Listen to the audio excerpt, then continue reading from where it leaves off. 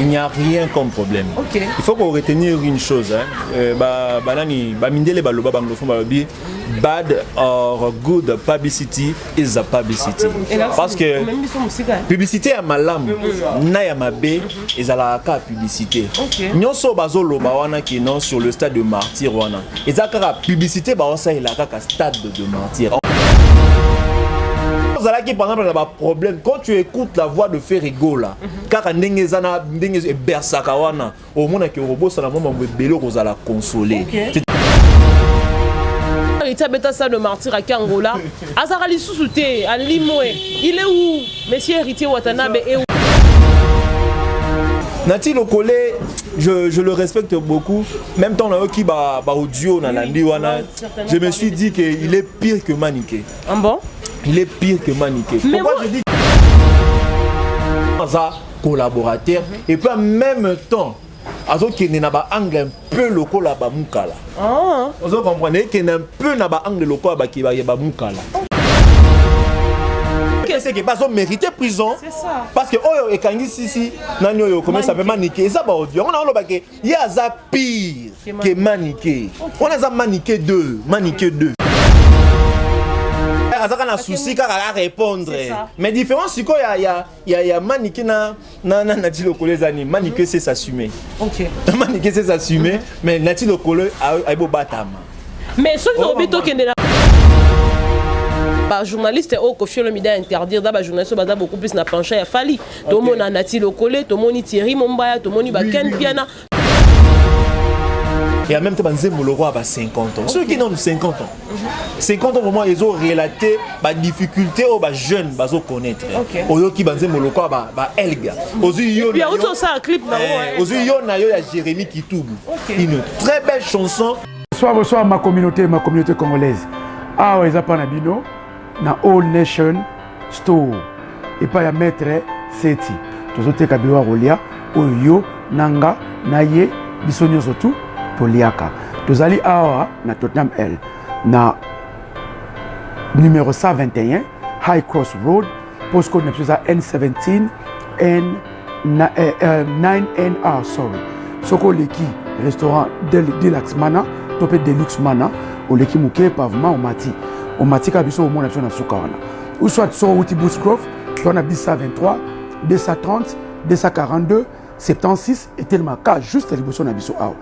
Ou soit au Kitikara na underground il y a Tottenham L, nde obeto makolo quand on est restaurant Deluxe soroye au mon abiso a. On a produit surtout, tout ça carton surtout, malangwa, tilapia, ngolo, malwa, soso, makayabu, pondu, bref, biloko surtout auto salango en gros comme en détail ezali. Puis vendredi, bandeko tout au musulman. So bo si mosquée, tous à fongomati souka, ti retard.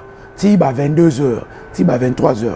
Dimanche, bandeko ba Christo, ba chrétien, toza awawa. Boya pebino, toza zelabino, so bo si ba church, parking is afri, boya, bosali shopping namino, toza wa ti isusu 22h. Delivery, ezana link mo betozo cher, so rozui link ango, au cliquer au kota na kati, ba produit na soto za kati, fila basket na yo. Et puis au check-out, quand on a tout ça na Amazon, na Ticketmax, na Nyo surtout quand on a tout ça là, au Samy, on a tout ça na deux options, tout ça na delivery, tout ça na pick-up.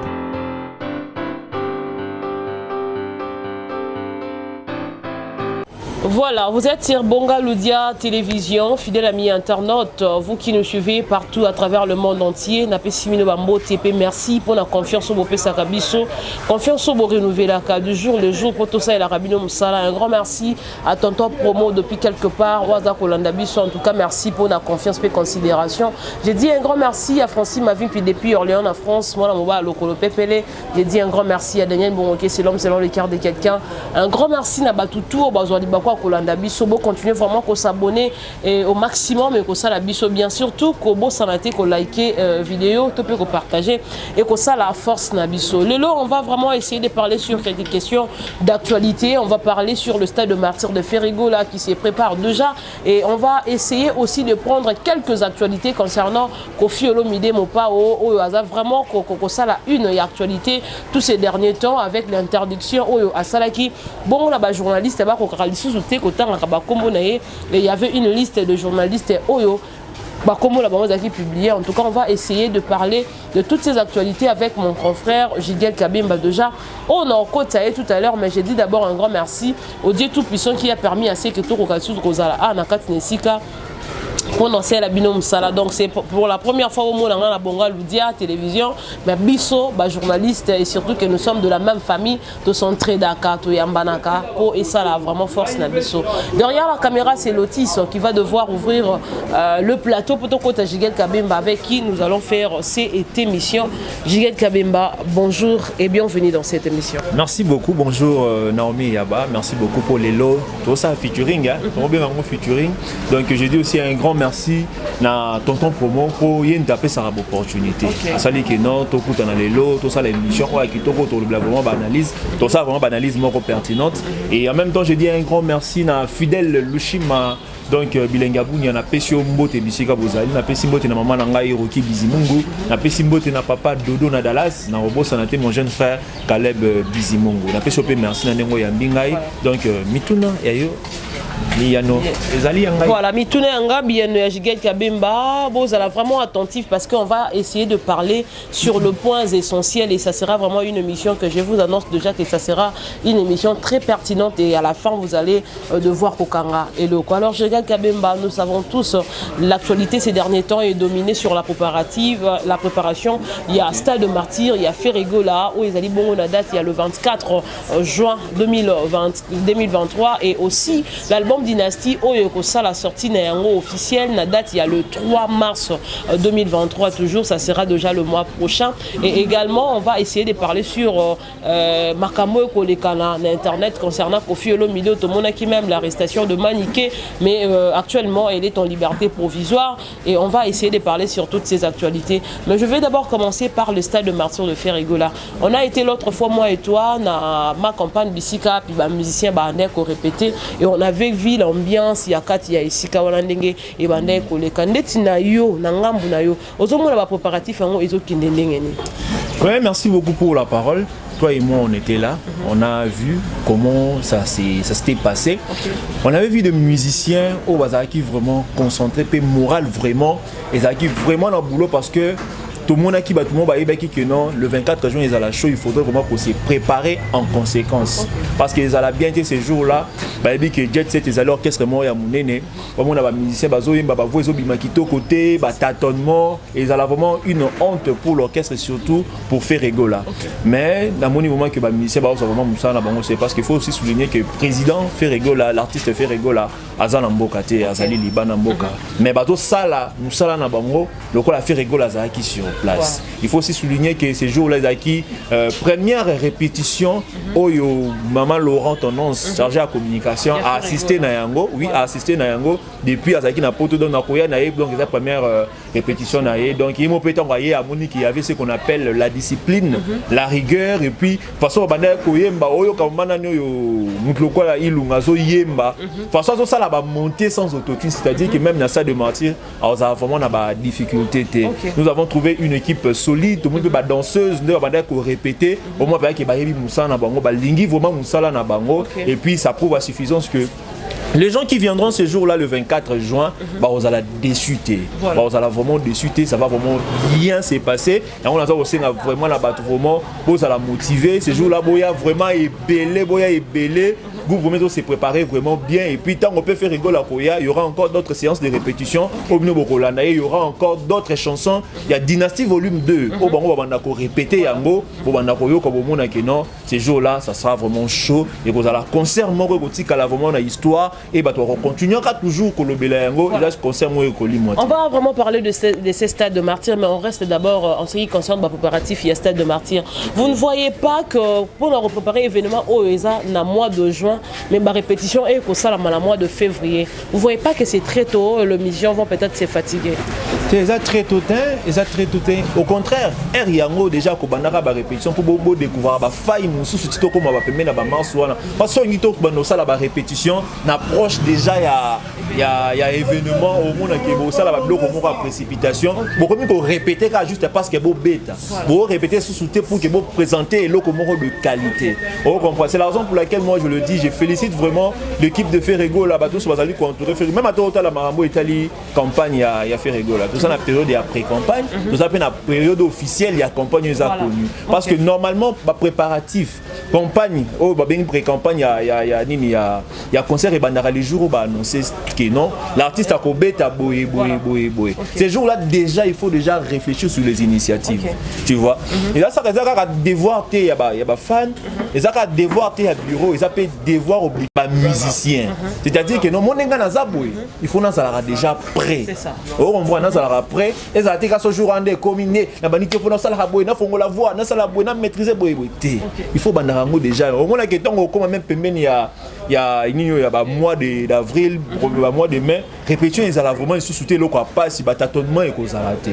Donc c'est une bonne chose. Moi vraiment j'encourage. Toi qui est vraiment dans l'Uruana, toi qui est vraiment dans l'Uruana pour que tant comme mais si tu bête à stade de martyr Rwanda donc offrir un public spectacle de qualité, au moins artiste mon bazan na maîtrise, il y a nzembo et puis danseuse bazo bina ba pana bango bien maîtriser chorégraphie. Vous avez trouvé qu'ils sont performants pour tenir stade de martyr? Très performant parce que toi si c'est un ayus, gana peut par exemple cas simple. Zo monter au ilunga sala na chanson no okapi.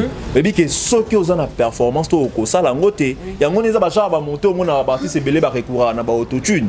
Mais ceux qui ilunga ba no selo ngota 5 à 10 fois. Est-ce que autotune existe vraiment? Autotune existe aka. La preuve de mon on a ba concert. Et za ba tiara autotune na kati ya ba nzembo na studio et en même temps même na ba concert possibilité za que zo yima ba tshelo ngona concert. Et belé ba za na difficulté na ko yimba bo bimisa talent na yo. Bah on a sa qualité à voix na yo boya sec il bossa ba bato ba na difficulté wana mais chez Ferrego là ba doit c'est la autotune parce que ilunga a comique artiste musicien parce que ça qui li bosso danseur tu vois ba Ferrego la balsara kiti balsara 4 comique kiti dans vie ilunga danseur a comicien musicien c'est aussi un formateur non Ferrego là c'est un formateur azo bon qui sanga façon koyemba ya ilunga on comprend mon artiste nini au monde vraiment quand ilunga chante on sentit ba vibrato ezali et puis so bi ko imiter tu auras du mal mais il y a des certains artistes au sokazo yemba même bébé ko imiter facilement koyemba ko interpréter ba chanson net ko ba regarde moi faire et c'est pas donné à tout le monde il faut en avoir connaissance musicale c'est la raison pour laquelle je dis très souvent bato à soutenir à faire rigola les a toujours ba mélomane la bonne musique ils sont des gens qui ont une oreille musicale si tu n'as pas une oreille musicale au soutenir le à faire rigolater parce que la plupart des artistes va se pencher plus sur le succès oubliant que le succès n'est ça la grandeur et artiste était grandeur et artiste c'est la connaissance il y a musala na yo vous comprenez parce que ça sera vraiment étonnant au monde un artiste déjà on a plus de 10 ans de carrière à les caliboso ba orgam ba bloro donc ba force note tu vois et ça l'a vraiment intéressant mais faire rigoler quand il chante sur son oreille musicale à toi binzembo to lungara oye banzembo wana pose à la étonnée. Voilà. Jigal Kabemba, on va essayer d'évoluer avec le jeu de questions. Les Gaulois, les mélomanes de la bonne musique, ainsi que le communicateur de Ferrego se préparent déjà pour le stade de martyr. Chacun de nous est en train de faire Makambu, Nakwenaye par rapport à Tâche Oezope Samelaye. Mais de l'autre côté, nous sommes en train de voir certaines personnes, des journalistes également, à l'occurrence des Néné et Akelokelo, qui demandent à Ferrego de dire la vérité à tous ces gens qui se préparent pour le stade de martyr, que stade de martyr est Kobeta Maté. Pourquoi? Parce qu'il n'a pas loué les stades de martyr, ce qui veut dire qu'il n'a pas au fait à verser mon côté la gestionnaire et stade de martyr pour autorisation et objet à stade de martyr alors que vous vous préparez déjà. Vous ne trouvez pas qu'il y a déjà un problème? Il n'y a rien comme problème. Il faut qu'on retenir une chose. Bad or good publicity is a publicity. Parce que publicité à malam, na ya mabe, ils ala ka publicité. Nyonso bazolo ba wana qui non sur le stade de martyr wana. Ezaka publicité ba ça il a ka stade de martyr en bien ou en mal. Mais l'idée est au fond nini. Ba ça la contre-campagne. Il y a ce que nous faisons. Dans le bac, l'autre fois, comment vous pouvez comprendre un artiste comme Ferrego là, par rapport à tout ce qu'il a traversé, à Louaouti en détention, à Yenakin. Déjà, première conférence de presse, Nayetan Azaki Nino relaxé, à Lobaki Nini, avec ma stade de martyr, il y a pour ça le plaisir. Naba fan Naye, Gaulois, Gladiator, tout ça, artiste, mélomane, il y a bonne musique. Alors bien, on a la première conférence de presse Naye, à Yelisusu, à avion Naye, à Kitina aéroport en Djili. Il y avait des milliers de gens accompagnés qui est. Il fallait que ceux qui n'ont a vu direction Willery devant de milliers de personnes encore. Alors Binzunguana tokobeta yango tokotondisa yango.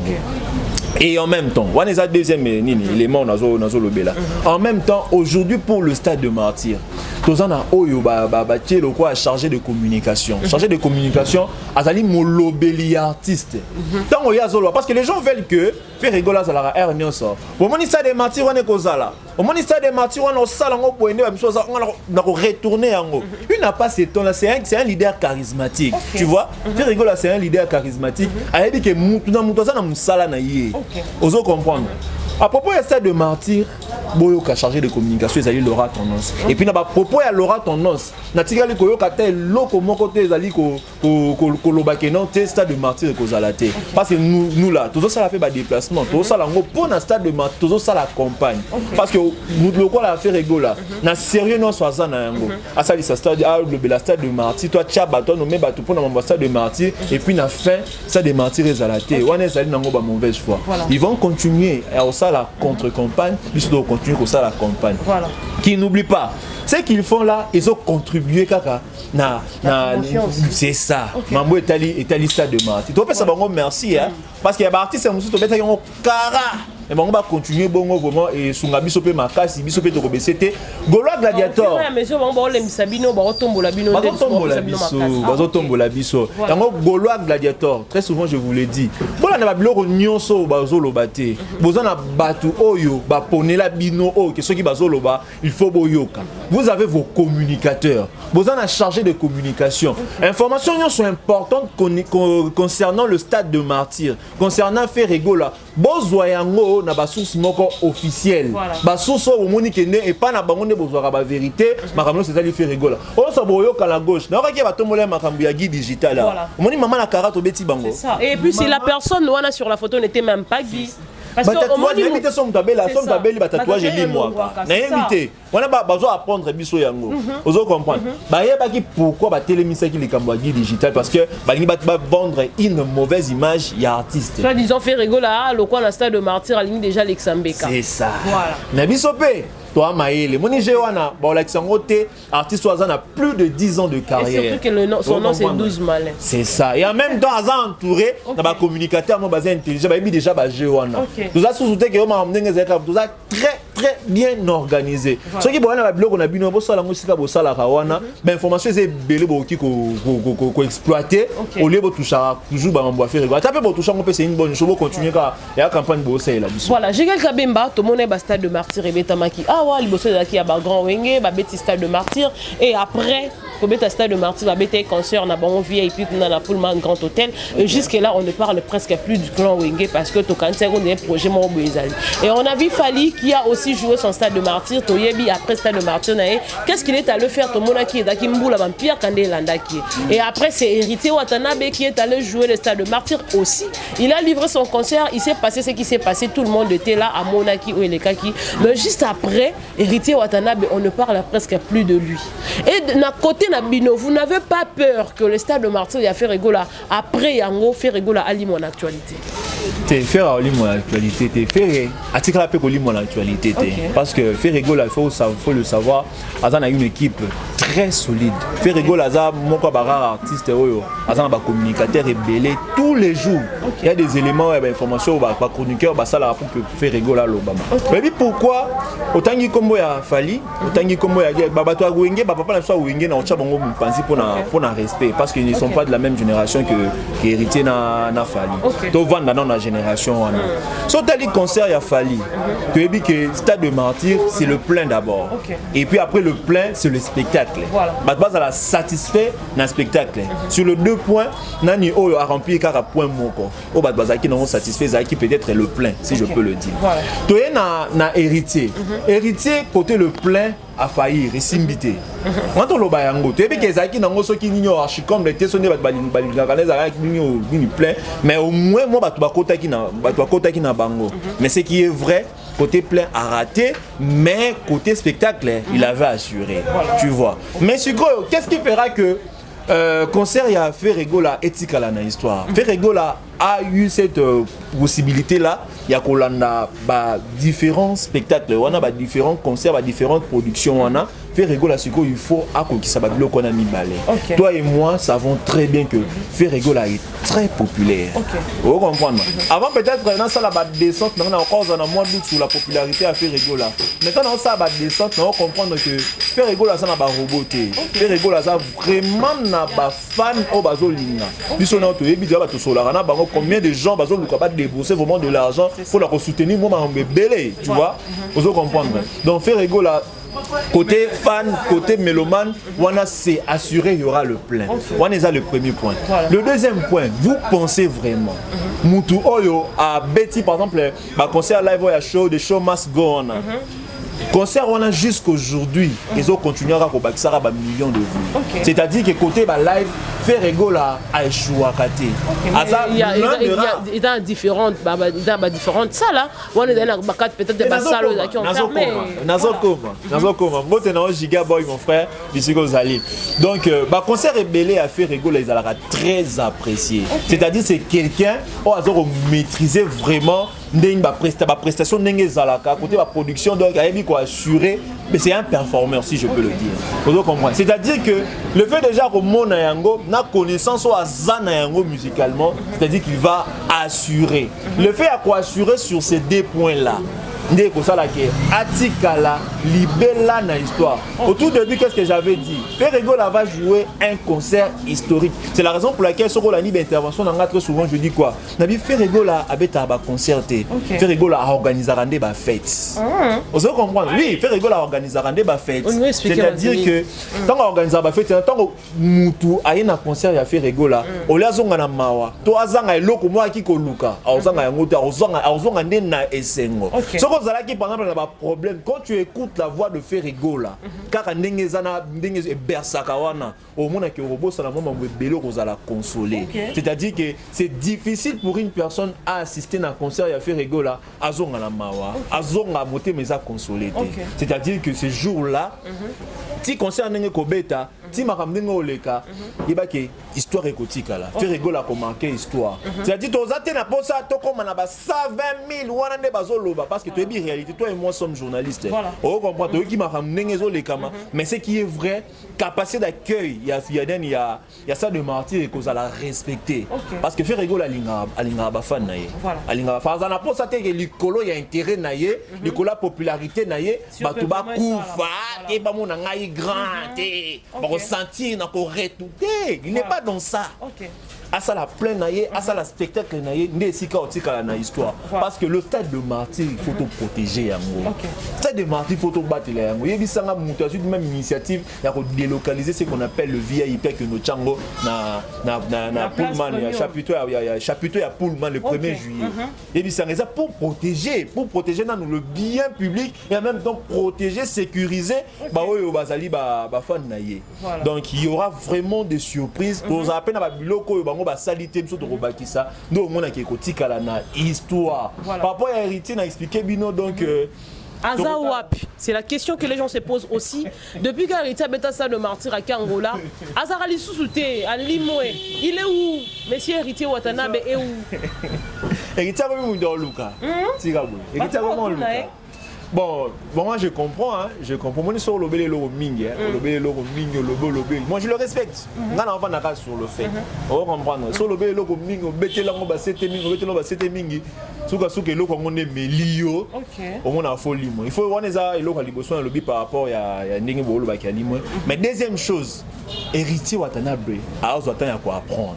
Apprendre ni. Aza quoi. Il est déjà à Ozaki et puis à Betaki. Lobby que à Ozaki. Biso to na posa beta te pona poser. Il fallait ka beta. Na minute héritier Watanabe aza quoi apprendre. Qu'est-ce qu'il apprend? Comment faire la promotion, la campagne à Stade de Martyrs. Voilà. Parce que faire rigolo à Zaïa. Vous comprendre. Avant, oui, tu aurais dit que non, je n'aurais pas besoin d'un niveau. Même à terre directement, même à terre indirectement. Alors, il campagne à Stade de Martyrs, il y a un et bandaraté une approche, il y a date. Non, mais il a été peut-être courtois, il a été généré Yaroti qui est là. Son frère fallait abattre dans la campagne pour que lui aille au salon. Qu'est-ce qui pouvait l'empêcher à battre la campagne ou pas abattre la campagne? Net la minute en 2023 il y aura beaucoup d'artistes au bando ça la campagne. Tu peux comme une approche, il y aura d'artistes au la campagne, la campagne, vous allez générer une. Est-ce que pour lui tu veux dire que la carrière de Fally est plus importante que la carrière de Héritier? Peut-être par rapport à sa conception, il n'a peut-être pas voulu étouffer son frère. Ce qui est vrai, bah ça les promotions. Il y a Stade de Martyrs Mabé. Vous donnez la faute à lui-même l'artiste. À lui-même l'artiste. Mais l'artiste à lui-même. Avant dit n'a pas de quoi Wironson. Avant dit aébi bat le quoi JB. Avec Babeti ba concert à Stade de Martyrs. Il pouvait facilement apprendre le Stade de Martyrs et ses préparer à promotion dans Bandara. Dès les jours où bah annoncé bino que artiste au Stade de Martyrs. Il n'y avait même pas des initiatives. Et le roman simple kaka. Ngano toi journaliste. Et là le quoi Stade de Martyrs. On dit que c'est le roman la plus c'est ça le plein. Il faut la curiosité mon inciter mon base à la curieux et le commis que c'est passé tu vois mais hier si Stade de Martyrs n'est bêtise ça comme approche et à ta polémique n'aura kilo et qu'on pousser battu bata la boebo et zala quitter et là on m'aurait les polémiques également aussi ça contribue t'as la Bouba na Games Bouba zobet à Stade de Martyrs azobet à Stade na bango ya France wana aseli ngoni nité ma bande ko ça ko attaquer nani Games. C'est une stratégie connue de tous. C'est une stratégie connue de tous. Plus comme à la prochaine, il faut créer l'Okomoro Boy pour que, tout le temps, on va la boy. Ah, il y a Tchéo Tembe Boy. Bon, tout ça, parenthèse, moi, mouké. Et puis, quand on va retourner le Stade de Martyrs, et là, quand on se fait, on va tout mis à Kokoka. Oh, comprendre. On a été malgré les contacts qui n'ont pas magouille, c'est pas ça qui. Mais c'était aussi une stratégie. Oh, comprendre. Et puis à ça qui stratégie dans le moment où Wenge a bêté ça de dans mes analyses qu'est-ce que je disais.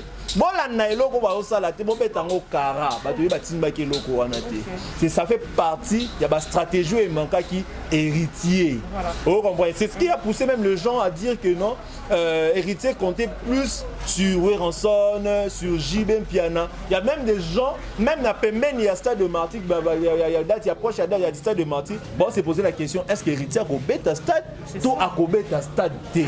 On est ça, bu. Voilà. Et l'équipe de sa communication aussi, son équipe de communication également aussi peut-être accompagner qui est pété. Hein. Et on peut peut-être donner la faute à l'artiste, mais à travailler mon côté, à travailler de mèche na sous équipe de communication. Est-ce que ça l'équipe il n'y a pas de mauvaise troupe, il n'y a que de mauvais chefs. Osons comprendre. Et puis ce que nous devons aussi savoir c'est quoi? Héritier Aza vraiment n'a communicateur né par exemple Ferrego Lazana Bango. Osons comprendre. Ferrego là c'est tous les jours dans le yaba. Ola mukara o miloba loko na ko pesa lelo pour que ba Gaulois ba gladiateur ça a toujours une actualité par rapport à faire rigolo. Mais héritier ça a un problème on a souffrir dans Makasi. Exemple mort simple. Oui maman c'est pas ça qui na Alexis Weshi. Maman l'équipe kakaboué mais ce qui était dit à propos il y a Alexis Weshi vérité na ndenga ma bêté et dit mia héritier Makasi. Il y a même des Gaulois qui vraiment même s'il ne pouvait pas porter plainte, il faudrait déjà qu'il y ait un grand nombre de gens qui ont réagi, attaquer Alexis Weshi, mal à l'aise dans le réseau. Est-ce que Salama et Tikala pour Salamate, c'est déjà un problème. Tu comprends déjà tu n'as pas assez de gens pour défendre les médias. C'est un problème, tu peux facilement disparaître. On se comprend. Au lieu de disparaître, dans la minute tu es posé la question. héritier azo yokanate. Mais il n'a pas de communicateur. C'est ça. 3 ou 4 personnes ont tous les jours des émissions sur héritier, des émissions sur héritier. Bazate. Dans mon Arabie sur média, par importance, mais toujours un très grand rôle dans la carrière à l'artiste belé. Voilà. On comprend. Si awa to commis déjà na ba interdiction par rapport il y a bino pe ba journaliste et beaucoup mieux qui ça beaucoup mo ko tatino la vie privée à batu.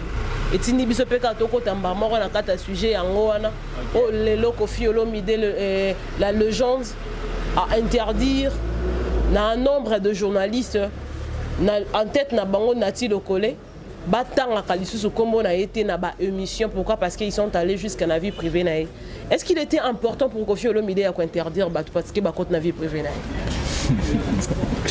C'est une bonne question, mais question nous avons sous des angles. Okay. D'un côté, on comprend qu'il y avait ce qu'on appelle le ras-le-bol. Okay. Koffi a encaissé trop, Koffi a encaissé vraiment trop. Okay. Mais ce qui est grave, on a touché peut-être comme on a tangi, la personne, il y a Nati Lokole. Okay. Nati Lokole, c'est quelqu'un qu'on respecte beaucoup. Aujourd'hui, Bandi Moussala Oyo, qui peut se référer à Bango. Mais aujourd'hui, si on peut se référer à Nati Lokole, aux jeunes journalistes, on va commettre des erreurs et belé. On va commettre vraiment des erreurs et belé. Okay. Un professionnel a même un naïté artiste moro na Moussala Oyo Azosala. Ok, donc il a haine. Il a de l'aide pour Koffi Olomide. Yo monata mamba tchatchote. Et anino il y a style ya tchatcho abi que non tchatcho za ya Koffi Olomide te. Ozo comprendre. Question pour cette façon avant de la ka eloko wana ozo mona que cette personne-ci alingara vraiment Koffi Olomide te. Même si tu n'aimes pas une personne, mais au moins reste professionnel. Okay. Reste professionnel. Vous allez comprendre, la vie privée, on ne refuse pas. Quand on est une star, la vie privée, mais ça passe dans la vie privée. Okay. Vous comprendre. Quand on touche vie privée à nous, il faut la vie privée aussi en anglais. Il faut un artiste, un musicien, a l'image était comme positivement. C'est ça. Et donc, par exemple, un artiste et musicien à Zobala. Vous comprenez? Par exemple, un artiste et musicien, moi, Naya Boti. C'est une information, et c'est la vie privée, mais ça a un angle positif. Malgré que ça a un angle positif de fois, sur l'union Lobela, il faut poser approbation. C'est ça. Vous comprenez? Autoriser que non réellement, la preuve, le tout le monde n'a pas paparazzi. Tout ça, on a aux États-Unis, et belé, il y a un problème dans l'artiste. Vous comprenez? Et puis, il y a ce qu'on appelle le journalisme responsable. Et ça s'appelle un journalisme. Mais il y a scandale. Journalisme responsable. Au cause, on a peut-être des vie privée, il y a un angle positif, des angle négatif. Mais il faut voir comment tu vas exploiter cette information. Voilà. Est-ce que façon dont on va exploiter l'information et que blesser autorité, non, là, nito, mouto, hasard, cité dans l'affaire ouana, et que blesser était. Est-ce que façon dont on va exploiter information est-ce qu'on a une autorisation sur Moutona Azad d'accord que on lobela lobela parce que ça ba père de famille chacun a sa vie. Comment il est facile ba tangi sabiso ba blog ba information on the record na ba information off the record. Et ça ba information on record au qui ko zona yo qui ko collecter au traiter au diffuser. Mais ça ba information musu so enquêter au collecter malgré traitant on me collecter. C'est ça. Et collecter mais aujourd'hui toyebaka eloko wana te. Toyebaka eloko wana te. Nati Lokole, je le respecte beaucoup. Même temps là qui ba audio na landi wana, je me suis dit qu'il est pire que Maniké. Ah bon? Il est pire que Maniké. Pourquoi je dis qu'il est pire que Maniké? Maniké Azaki n'a pas erreur. Azaki n'a pas erreur. Moi, je pensais que peut-être soit qu'il fallait intervenir ou dire quelque chose par rapport à cela, et l'Inga est à la plus sensée. Et puis, ce qui est grave, Nakati audio wana, fali kutu alingaka, fali kutu alingaka. Na kimukolo na yo nyonso, na expérience nyonso yozanango. Donc, vous pouvez dire que ce qui lelo Nati Lokole arrive jusqu'au point il y a retouchaka Koffi Olomide na bandenge wana, c'est Fally qui est derrière lui. C'est ce qui nous fait comprendre. C'est ce qui nous fait comprendre. Quand tu écoutes bien les audios, Azami n'était sur la nyango, Fally kutu alingaka, alingaka ça la analyse. Tu avais suivi cela. Et puis ça nga sikoyo, mutloko Nati Lokole na expérience nyonso azanango na musala. Yo ko sala eloko juste parce que Fally alingaka. Oh, on ne refuse pas, nous sommes dans une époque où journaliste c'est bazar na ba position positionnement, tu vois, attends, va penchant pour na oyo. Mais fais-le de manière responsable. Fais-le de manière responsable. Yo za mutu moko boton ozo présenter des émissions. Tenez des émissions oyo nati lokola sala. Na nenga mabete c'est un vieux to respecter akaye. Yebi sanga comment tu peux recevoir un artiste comme Fally Ipupa ozo bercer et Bandeliti directement à côté de la déontologie. C'est ça. Et Bandeliti Souka gentil koseka. On dirait eza beaucoup tanika il y a deux amis bah solo na ba bozu suko caméra bozu boche. Mais normalement un journaliste professionnel je peux avoir de penchant, je ne refuse pas. Mais soit par exemple on a mis fait rigola, on a mis Kofi Olomide. Il y aura des questions sur la bêtier boy. Et moi lobi je peux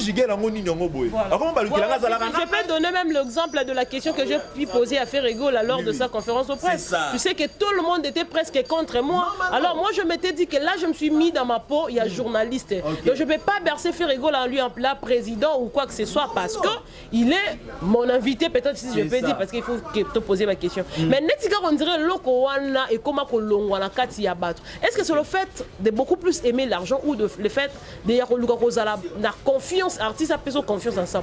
Mbongo. Bako ça oteza mbongo. Parce que ce qui mbongo te ba te ba changer te. Ozo comprendre. Dès la bande ko loba na bandeli wana que non artiste est un oyamba musicien. Vous comprenez? Au bêtier bord à Ningala Tunité. On dirait pas comment corrompre, mais pas corrompre. Et moi, Sanini, Olympi Lissous. Vous comprenez? Naïf facile, Batani Sabiso, Ablogo, Bengaraba, statut. Je peux dire que le président de la République, à sa président de la République démocratique du Congo, un beau cannabis. Maintenant, Naye, Azali Papa Félix Tshisekedi. Voilà, exactement. Vous comprenez? Azana statut à Papa Nanda Kunaye. Mais Liban Azali président. Pourquoi entretenir de bonnes relations avec un artiste? Et on a ces relations, les journalistes n'a pas d'amis. On comprend, les journalistes n'ont pas d'amis. Mais yo yawana ozu ba finité la mino bozara nango libanda ba relation na mino même yango na kati ya émission c'est pendant ils ont concerné en rien bato ba Hollanda biso. Tu vois? Mais ba erreur wana ce qui m'étonne c'est quoi? Ils ont ça la malamu lokola nati lokole. Voilà, Jigel Kabemba, c'est vrai qu'aujourd'hui journaliste et tout, à comment on a penché à comment on s'attache à journaliste et à musicien moroboé, mais surtout qu'il y a la logique de choses par rapport à la déontologie, par rapport à l'éthique. Est-ce qu'il est vraiment permis ou important quand un journaliste travaille aux côtés d'un musicien? Au côté, c'est-à-dire, un journaliste ça peut aussi travailler à côté d'un musicien, comme attaché de presse, comme chargé de communication. L'exemple le plus probant, c'est ça, Laura Tendance. Laura Tendance, ça chroniqueuse. On comprend parce que la chronique est inclue dans le journalisme. On comprendre. Azak chroniqueuse, mais il travaille en collaboration, en partenariat avec l'artiste Ferrigola. Ça, ce n'est pas interdit. On comprend. Comme avec ce que la race qu'on a anglais nini. N'engé Laura tendance à travailler dans Ferrigola, on a comme ici artiste nio soba ennemi. L'adversité, on peut comprendre. On comprend l'adversité, ça on autorisé. Mais qui est ennemité. Au contraire, quand tu travailles pour un artiste, il faut deux fois qu'on s'inspire, qu'on a là-bas angle positif. Il y a baninga. Oso comprendre. O memayango, ba fay na bango aider yo au sala mieux que bango. Oso comprendre. Parce que le monde du journalisme est un monde un peu complexe, c'est ça la réalité belée. De l'autre côté, aller travailler par exemple dans Ferrigola. Mais le donc contre il y aura un autre artiste qui va te solliciter. Oso comprendre. Mais ceux qui par exemple que non aux alaki d'aba penchant moro bozaki radical que non nga boyo comme quoi attaquer yeba que et ko peser sur ta carrière. C'est ça. Oh comprendre. Nous la réalité est que tu respecteras peu artiste ou pas respectable. Surtout boy a un monde qui a respect.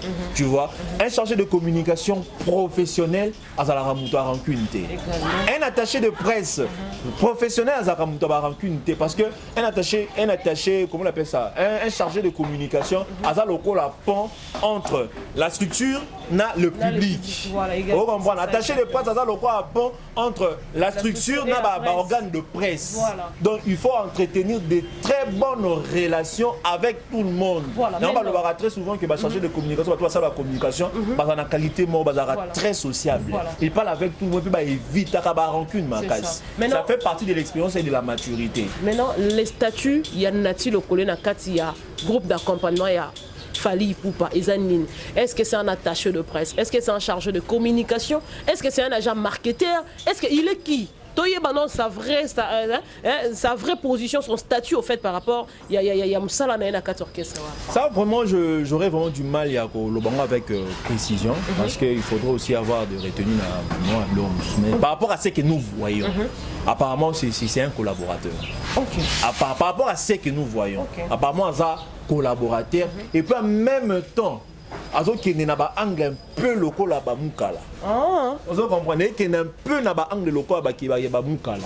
Mais ce qu'on a na niveau na yé ezo bala na oui, au cause na pension mais ça la monde bien. On comprend ça la monde de sorte que ata lobi bebe na artiste à respecter yo. Exactement que lobby comme ni bebe ni na ya comme beta yo ba bon boy osa diminuer.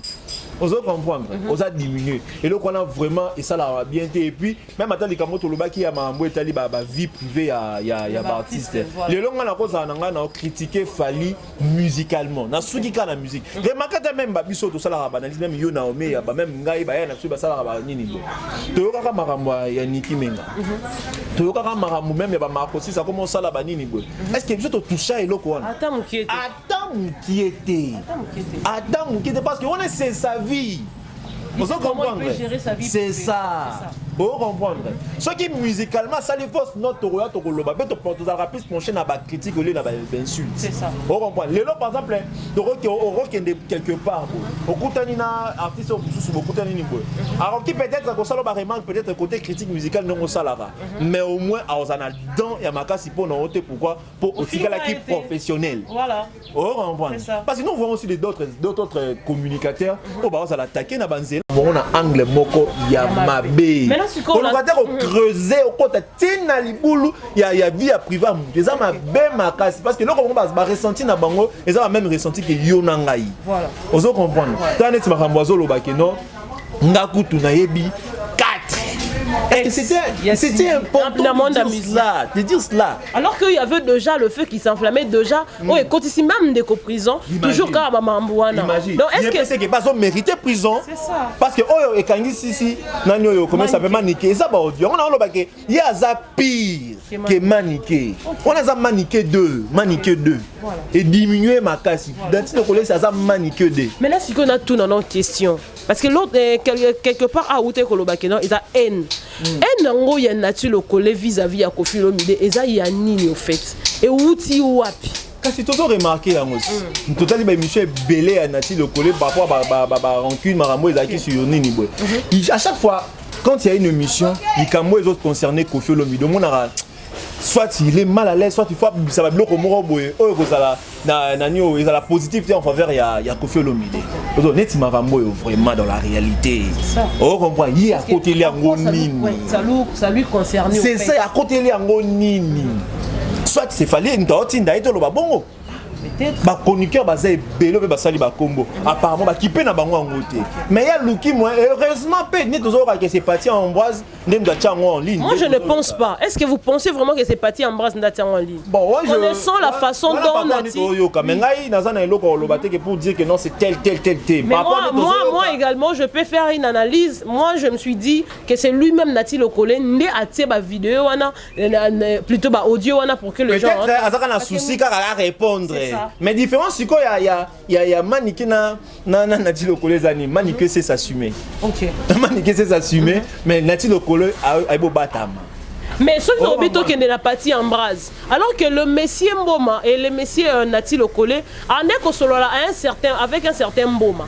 Parce qu'il y a un décoloba Mboma qui sont au Dieu rapidement qui a autant combo ya Mboma. Alors moi je me demandais est-ce que c'est Papi Mboma ou c'est un autre Mboma. Mais est-ce qu'on parti en brase qu'on soit parti en brase. Mboma oya bando so Nati Lokole yebisanga parti en brase na kata mambwana ayendeni. Mais le big est un médiateur à Solara bien à Koffi Olomide. À Solara bien nani parti en brase. Parti en brase voilà, parti en brase à Solara bien à Koffi Olomide. Tout ça banalise à Batamael. Parti en brase à Solara na Koffi Olomide so na Fally. Alors que Nati Lokole parlait avec Mboma. Parce que ba audio on est combien pas ya parti en brase ndenge nini. C'est posé une question moro Mboma ni na bano Solara na ye. Bon baza est belé. Vous comprenez? C'est ça le problème. Donc ça va bloquer moro boy. Tu barango plus avec le temps, tu vois? Mais au moins te comprendre que non entre Koffi Olomide na Nati Lokole. et simbaté parce que un eza makasi ils sont na limite à côté de musique on comprendre batloko ba nati na ndenge totala ils sont prêts à redétruire Koffi Olomide bon ndenge tozomona baza mais c'est pour quel intérêt tozo konta na vie privée ya mutu azolinga représenter bisanga nani maniki asuki na yeka kana yo que non ba auto yoka ki wana juste ya ko bakisa 4 et puis en même temps est-ce que Koffi Olomide vu son âge n'a pas le droit à la jaloux ya vie de papa ya moi si na c'est ça la question et elle a agité oh non il tika na bato à 30 ans alors que il faut déjà na rappeler ba jelo moko au monique au fur et à mesure mutaza ko avancer en âge ba désir sexuel et ya makasi surtout pour les hommes alors comme la libido il y a makasi et c'est tout à fait normal et puis il y a ce qu'on appelle l'honneur Koffi Olomide c'est une légende. Koffi Olomide c'est toute une histoire. Koffi Olomide c'est une bibliothèque. Et puis ça ce n'est peu importe ce qui se passe. On a confirmé dans peut-être moi par rapport à déjà tout le baraza moi c'est parce que Koffi Olomide mort na ba page na mon amour et autre. Donc peut-être oyo batloko ba nati.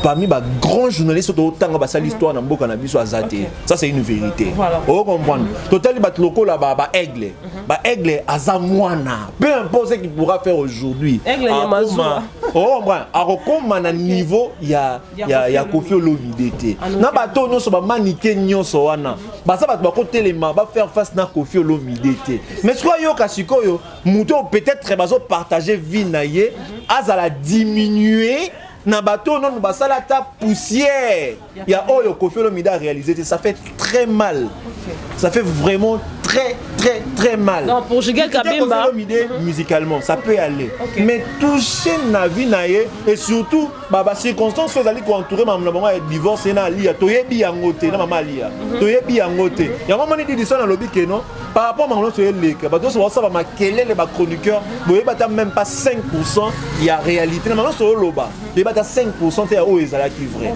pourquoi ne pas c'était donc pour Jigel Kabemba Koffi Olomide a quand même bien fait d'interdire à certains journalistes de parler à ça. On a un angle, on a deux angles. Angle liboso, oui, parce qu'il y avait un ras-le-bol, il doit être respecté. Il doit être respecté.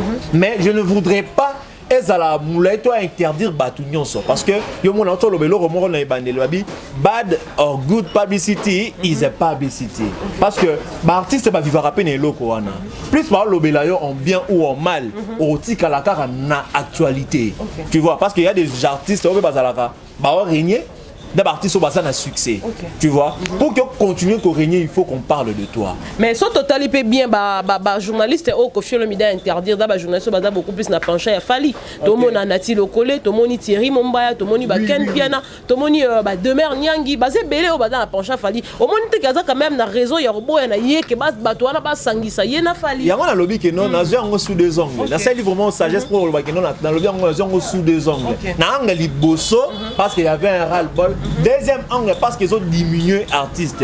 Et puis analyste ni bazo diminué artiste, analyste oyo tangi, il ne respecte qu'un seul artiste. Bazaka un artiste moko ba respectaka. Pona bango o nyonso ba ninga ba réaliser ça ne compte pas. S'il faudrait qu'on y atta, vous voyez, même na iloko na nini ba osala yango. Tu vois? Yango c'est mieux pour eux. Il n'y a que cité Combo Nayete, il est libre, c'est son nom. Voilà. On a eu assez de temps pour parler de ces sujets à Koffi Olomide. Alors, dernière question à Koyeba. Position ni journaliste, donc chroniqueur à Kofi Kozoa, tant qu'on a journaliste à commettre abus, délit, c'est au Koloba. Bon, et ça, il faut qu'on évite plus qu'on berce à Kabat, tu vois. Mabé, Moni Mabé, Ata et Salami, na des millions de personnes, éthique à la kaka Mabé. Et puis ceux qui Mabé, tout ça, tout ça, encourage au Lobayangote et on continuera toujours au Salama. Les lots, erreur, vie na biso banati, ba ine na so banati ba sala, et là tabiso nyonso, ta balo ba chroniqueur. Balongoli mut non mais ya ba balongoli wana balongoli ngapete mais ceux qui déjà eloko za mabe yo telomité vie au sali mabe yo sali mabe et ko pousser même que non à s'excuser c'est ça vous comprenez le limbisanga yi eloko na sali boyete yo za vie na ngai so ata to solate mais to garder car moi bande yo za na bande non ngala osimba suma hamuna yote au moins quelque part ça va nous valoriser et qu'on valoriser biso mais ceux qui par exemple la biso tous de vendre kimia au moins qui a continué na mabe wana pe combo ya ba journaliste combo ya ba chroniqueur et ça nini et rosa sali tu vois et puis grave c'est quoi il y a ça né position za nango eza loko azo représenter pe biso tu vois et ça la mabe makasi to za la hypocrite nga lelo soki na ome ya banga selo ka mabe lobelinga na télévision na yebi peut-être en dehors ya caméra to solo la bien mais so lobelinga ngo pe na TV na se poser même la question pourquoi lobe on a TV peut-être moni ki na boyo solo na ngai na yoki te et ça on peut-être pour na sauver image ya corporation to ya tous les chroniqueurs ozo comprendre il faut to comme na ba niveau ya ba maturité wana ozo comprendre tout le monde que non ce que lobby m'a bé pour la mutu boyeto to kata relation to nini te non comme fait ça pour nous sauver image ya batu nyonso et le kowana eza nini to rester professionnel il n'est pas interdit à un chroniqueur d'entretenir de bonnes relations avec un musicien mais tu le fais comment on comprendre ce que Zach ozo me babuzo bato ba relation zo bango tina ba chaîne comme que baba na ko utiliser pour créer ka barando na ba nini wana nde tozo boya malgré que ba salisa na bango YouTube il faut savoir qu'il y a aussi des journalistes responsables pour laver moi image YouTube. Mais on peut aussi dire que le musicien eux-mêmes aussi ont une part de responsabilité là bas désordre au niveau de mais ça partagé ils ont partagé ceux qui bango ba yana mabe ba solo lino yo ndimi siko c'est que bilom balé bozandenge moko il faudrait aussi que biso ba chroniqueur na ba propos na biso to conscientiser bango biso za na mo avantage tu ezala ngote ko diminuer ba artiste na biso to linga ba pas tout la bango musala mais sote la majorité peut-être ba su moins instruction au biso pe to zo yango to zo quoi bango te o biso ce qu'on est photos par exemple ceux qui bango ba o yaka ko manipuler biso ba biso to zo ba temps belé ko tanga ba misu ba zu ba tamba vandi pe na ba parents parce que moi na elo moi na linga na loba moi na YouTube moi j'ai compris que je ne généralise pas parce qu'il y a aussi des exceptions comme toi Diembela na biboé na kata YouTube j'ai remarqué que ceux-là au Bazali mal éduqués. Non éduqués, oui. Ok. Oh, comprend. Par exemple, à Longo na maboka ba parents tongo. Oh, comprend. À Longo na maboka ba tuteur na tongo. Aye qualité. Au moins tu vas le connaître sinon ceux qui écoutent na mukolo fois tcha loboko ne au pesi yo pesi loboko. Ya o tcha nini bo. Ba le connaître ba le moi mikie. OK, il faudrait vraiment que ozala nango na mutu. Mais so ba notala ba émission moko. Nous sommes ozala na yete que azo ça l'émission loko à moi il facile mutu mo za base mais au moins que moi respect à la personne humaine ezali. Mais nous sommes au moins que oyo fulu avant na baboti te o ayebi ko respecter mututé comportement oyo ba parents ba lema na ndako ndayele ngo siko na YouTube pour na pakola ngomone belé bazo suka wapi na ba prison na ba makala to mona dernier oyo exemple ya nzembo moko fali ayimaka ya bloqué ba salaka ba challenge mais za na journaliste moko boye akotaka na vie privée ya artiste o comprend comment na même tina makala malgré quoi le quoi qui a bongisa asala ba challenge au moni 12 azwaka ba pesa ba tsaka ta na page c'est ça mais journaliste na ba bikala ta ozonga golo ya boyamba e ozonga goloise kala on a problème à positionnement ba na pe ko attaquer faire rigoler ba na ko attaquer faire rigoler mais là comment peut zo boya ndangwana oza soki omoni koto babwaki yo lelo oye awa soki lelo bani foto boya babiloko zo salir pe ba artiste na biso ya ngwana il faudrait ba artiste bazala entouré na ba vrai c'est ça o comprendre yo to mona ba ngobele c'est passé à touré maman ba golo ba nini belé va changer ba position directement parce que bazaki ba vrai parce que soko za vrai peu importe maramozo kutene sika na bino okoza la passion zela ebonga olio baluka c'est ça o comprendre olio baluka belé bazo baluka o comprendre za akoza ba biloko wana ya ba biloko mais ça c'est déjà BBC botika ye a continuer sans dire na kozonga te ça c'est ennemi te mais voilà, je dirais qu'on a assez pris du temps. Dans cette émission, on a vraiment parlé sur le point essentiel et on va finir avec cette question. Il y a album, il y a Papa Chéri. Oh, et Bimaki. Papa, toujours il y a Mamboana, il y a Nina Oraki. On demande tout le monde, Jigel Kabemba. Nati Lokole, Azara Songi. Alors, bon, le PS, Azara Songi. Donc, il a juste parce qu'il y a besoin de adorer Falina. Bon, tolo banini, mamone salamaki, zaki ba conversation moko zaki ya robombama. Donc ba tongi na robombama. Non, ça qui songi songi. C'est que torope ça raison na chroniqueur so comme nous ils bossa na ngai ndani. Ah, comme ils bunga. Chroniqueur moi lo ba ki nani o songi comme on est échappé ngai. On comprend. Oui, il y a un psychologue Betali Solo, il y a cristallisation, il y a personnalité. On est ça ba comportement mususu. Au cause na ba âge ba 20 ans 25 ans bako buna na yo tika mais ils ont un comportement sous ozana ngo toute la vie. Et tu as la rolongouate. Vous comprendre. Il y a une cristallisation, il y a personnalité. Dans le milieu, c'est quoi Tolobani? Non, là, songi. Mais nous sommes les songi pour un journaliste, c'est quelque chose de normal. Ben, il y a ma bé. On est à ma bé. Il y a différence, il y a maniqué, ça sûr. Attends, moi aussi, mais. Quelque part, mon esprit a qui bon bali et zali. Tu vois? Malgré il y avait eu réaction, il y a bateau, il y a le belaki, il n'y a pas zongi. Aïe. Oh, comprends. Mais jusque là, Nati le collé c'est cash. En tout cas, il faut il faut qu'on s'assume.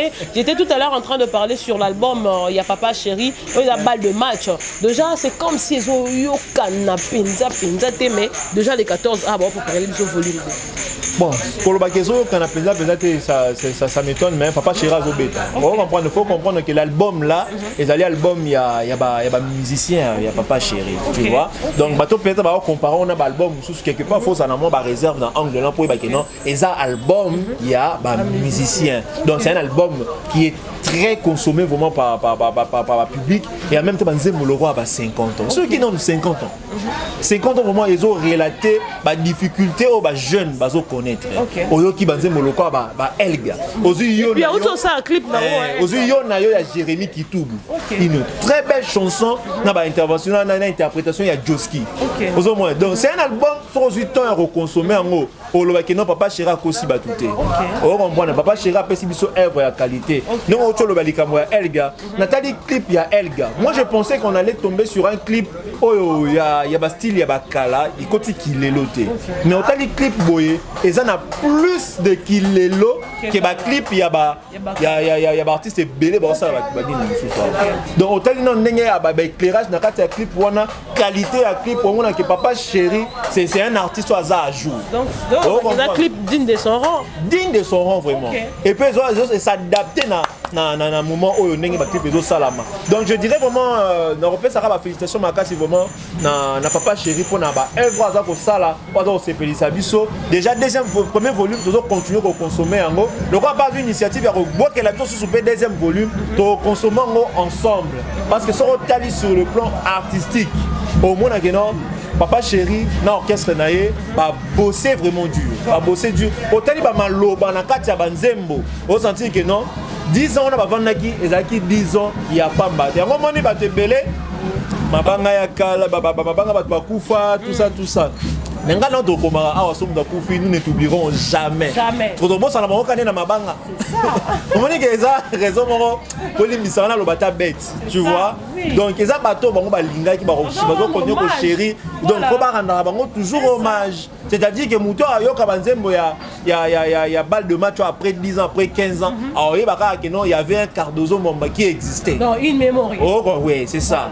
Du coup, il fallait que et ça n'a sens. Donc, félicitations vraiment à Papa Chéri. Donc, album vraiment est gagné vraiment ma solo. Donc, c'est la PK deuxième volume. Pour ça, là, vraiment, Kitoko. Voilà, merci beaucoup. Vous nous avez suivis à partir il y a États-Unis depuis. Europe, Bolanda Kibiso Nakati émission Nabino Nakati chaîne Nabino Bonga Loudia télévision. On était là avec Jigel Kabemba avec qui on a vraiment eu assez le temps, il y a Kolobapé, à expliquer certaines zones d'ombre. Alors Jigel Kabemba, nous sommes pratiquement à la fin de cette émission. Sur le recopé ça moi mot de la fin par rapport à tout ce qui s'est dit ici et puis salutations pour tout Kabwa. Bon, je dis vraiment un grand merci na bateau no so balandi biso apesi biso attention na bango mamba ya ça les belé. Mais so muta zui tant na hier tata la yo na télévision on a téléphone, c'est-à-dire que Azo considéré, Bino pas apprécié Bino. Donc un grand merci. Je dirais seulement que l'œuvre humaine est jamais aux la parfaite, mais erreur est la. Ce qui par exemple vous en avez remarqué comme ça la biso en considération parce que nous allons tout ça là pour na Bino pour que vous sepez là. Donc par rapport à ma vie privée tous à la sage, oui bah qui n'entend aux olo ba eloko, justice peso c'est là yo et le panga pega. C'est ça. Pour toi bah cause à la mettre le maboko. Félicitations lobby bien. Maintenant on m'a dit qu'il y a en prison, bah doit la quitter. Nané ba bloko no so ba malmena qui wana, on doit la quitter. Donc quitte à nous ba chroniqueur tous à la sage. Tous à la sage, tous se laisser manipuler. Mbongo et arana soukate. mbongo oki kozongo po sa musana okito omoni ke non mutu atali bo ah olobi bien koto na sepeli olobi oza na raison zwa mwa oyo ozo comprendre ke ozoka ba mbongo moko sale o comprendre po ba fi oke ba tinyo finga mutu puis pire o pesa ba no bazolia yango ozo mona bana bele bazoya bazotanga bana ba oza kama elete kobela air to so parce que bana ba olia ba mbongo mabe bana ba olia mbongo mabe faut moi to veiller vraiment na eloko wana et vous les gars les gladiateurs vous devez retenir que concert à Stade de Martyrs et Zali bolanda bato non so ba lo ba n'importe quoi té donc concert à Stade de Martyrs et Zali bokanga vraiment mato ina bino na ba distraction donc c'est un peu ça na pesi mbote na ngai na tonton promo nga benga ka tonton promotion donc eso ka simie loko niveau ko lamba yango même ata muto en ata satan on CP là donc tonton promo côté on a vraiment la logo là la raie donc merci vraiment pour l'opportunité na pesi pe merci Naomi ya ba pour na yambanga lelo na opesa mbote na comment il s'appelle encore Fidèle Lushima na Bunia donc bilenga bunya ebi na vinga lelanga bilenga bunya fort et là bilenga bunya habite Stade Tonda et au ça là vraiment bien avec Fidèle Lushima maman nanga maman Roki Bizimungo merci vraiment pour na ba conseil au pesa rangai et ça grâce na yango ndeto zo tambola boye et puis tozo zinda vraiment na mabete na robot ça appelle lisusuté papa dodo na Dallas na pesi mbote na robot ça na lisusuté mon jeune frère Caleb Bizimungu depuis Dallas ba mbote na bino bisika bozali na pesi mbote na Golo na bateau nyonso ba soutenir Rabiso pe ba pesa Rabiso conseil donc toujours vraiment en considération donc to recevoir Binoto. Voilà, merci beaucoup Jigel Kabemba. Merci beaucoup Naomi Eyaba. Voilà, un grand merci na Binoto bozo ki penza libakwa kolanda biso à travers cette chaîne de référence Bonga Loudia Télévision. Un grand merci à tonton promo pour la confiance et la considération au sali à ma personne. Je dis un grand merci à Daniel Bongoki, c'est l'homme selon le cœur de quelqu'un, mon conseiller privé. Je salue tous les Gauloises gladiateurs à travers le monde entier. Bagolo elle a bandundu na biso ke bata bandundu daba ozela biso. Brazzaville également ba ozela biso en tout cas ba campagne ko sala comme il faut. Je dis un grand merci à Dikanda depuis les ISA, un grand merci à Ichayav 13 étoiles, me voilà maman Bijou Tiangani, maman Abana. Je dis un grand merci à tout le monde, Bato Tubaninganga, Bob Vangu, Napesino Ambote Ebele, ceux qui nous ont bien là à Zongité. Mais espace Soyo, espace Combo, Libanga. Espace comment espace?